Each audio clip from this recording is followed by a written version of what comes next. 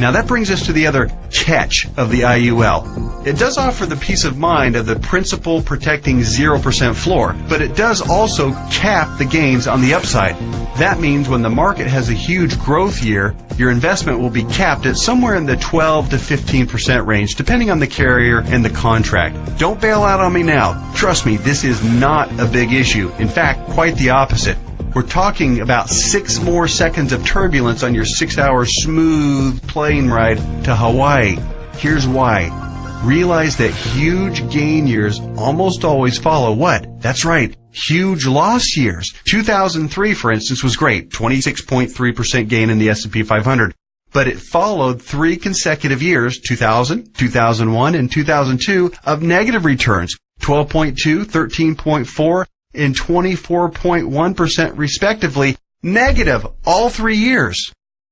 Let's run those numbers. If you had $1 million in your IRA on January 1st, 2000, it would have fallen to approximately $878,000 at the end of the first year. Then continued to fall to just over $760,000 at the end of 2001, and then plummeted to a measly $577,000 at the end of 2002. That same $1 million in a loss-protected IUL would have retained its worth at $1 million at the end of 2000, even though the market was down, remember? Still been worth $1 million at the end of 2001, and guess what? Still worth $1 million after 2002, even though the market got slaughtered. That's 3 consecutive down years and $423,000 in avoided losses. Wow. Then, in 2003, let's say that you were with an IUL carrier that had a 13% cap. Remember the big downside catch? It has a cap. Your $1 million would have grown to $1.13 million. It grew. Meanwhile, the qualified plan portfolio that tanked from $1 million down to just $577,000, remember that one? It would have gotten the full benefit of the 26.3% market gain, not a 13% cap like our IUL contract. Yay! But let me ask you this. Would you rather add 13% to $1 million or 26% to $577,000? 26% added to $577,000 only brings the account up to about $728,000. Again, compared to $1.13 million. This is a no-brainer. At the end of the 4-year cycle, you would have been ahead by over $400,000 with an IUL. This is real money in a worst-case scenario. The only way a qualified plan could possibly do better is if the S&P were to go up unfettered by over 15% per year for 5 or 10 consecutive years with 0 negative years. Do you really think that's going to happen? And even in the 1 in a million chance that it did, get ready to pay the tax man when you retire.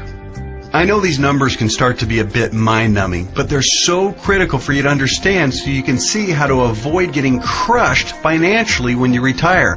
Don't be afraid to rewind the video and watch that last section or the entire video again.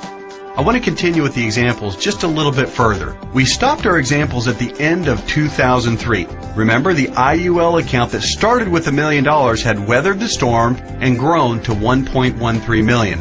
The IRA account hadn't done so well and had managed to eke back to $728,000, but only after a really strong 2003. Now, let's look at what happened in 2004, 5, 6, and 7. The S&P gained, in this order, 7.2, 1.2, 12.8, and 1.2% in those 4 years. Your IUL account, since it's indexed to the S&P 500, and since all of the gains were between the 0% floor, remember that, and the 13% cap, your IUL would have taken all of those same gains, 7.2, 1.2, 12.8, and 1.2%. That would take your $1.13 million account right to around $1.4 million by the end of 2007. Pretty good, right? Then, when the S&P got shellacked to the tune of 37% loss in 2008, since the lowest return your IUL account can get is 0%, guess what?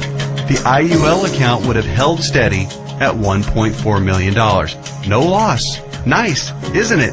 On the other hand, the IRA account would have grown from $728,000 to about $900,000 during those 4 good years. Still down by $100,000 since 2000, just in time to get crushed clear back down to $565,000 at the end of 2008.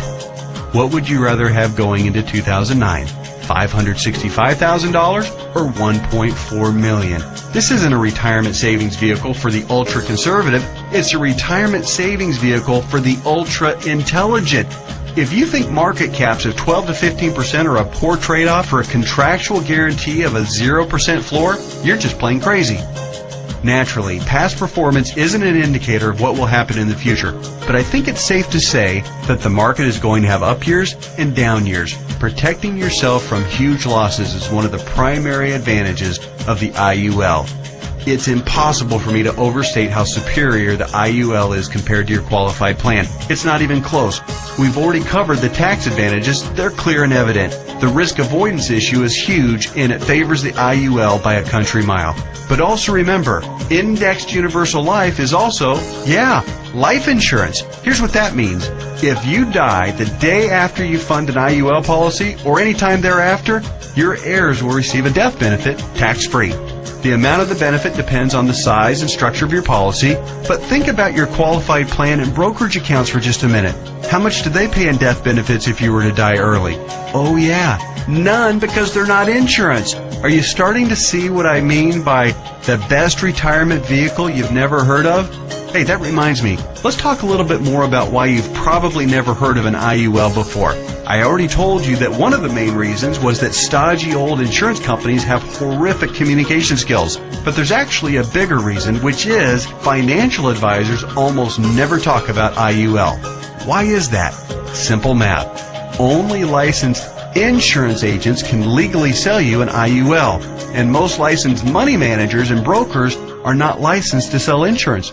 In other words, the guy who sells you your IRA can't, by law, sell you an indexed universal life policy. And if he can't sell it, he can't make any money on it. End of story.